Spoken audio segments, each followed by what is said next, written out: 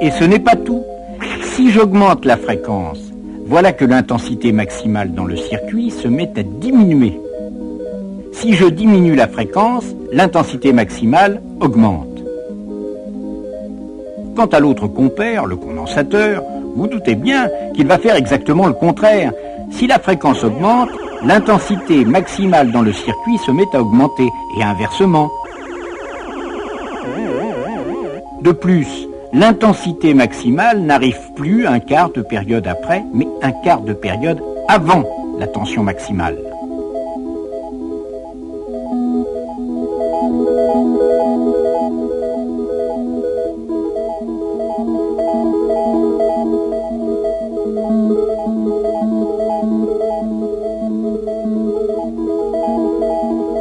Ainsi, bobine et condensateur se comporteraient comme des résistances, et de fait on peut mesurer à leur borne une tension. Mais une résistance, elle, ne varie pas quand la fréquence augmente ou diminue. Elle laisse toujours passer la même intensité maximale. Tandis que bobine et condensateur, ce n'est pas du tout ça, on l'a bien vu.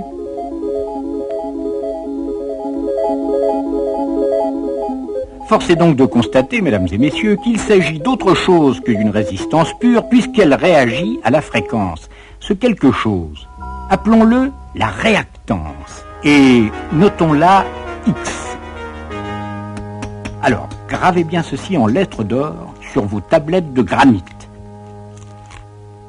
La réactance d'une bobine, dite réactance inductive, augmente quand la fréquence augmente, et le courant est en retard d'un quart de période sur la tension à ses bornes. La réactance d'un condensateur, dite réactance capacitive, diminue quand la fréquence augmente et le courant est en avance d'un quart de période sur la tension à ses bornes.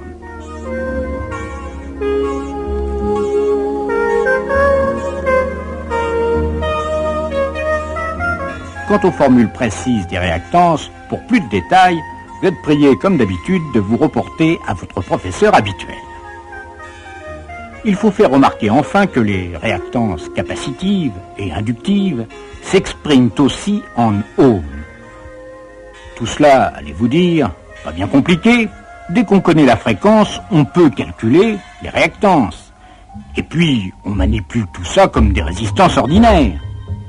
Eh bien non, non, non, 1000 fois non. Dans un circuit alternatif, quand on a en série des résistances et des réactances, eh bien 2 et 2 ne font plus 4. Évidemment, c'est assez troublant, mais vous vous doutez bien que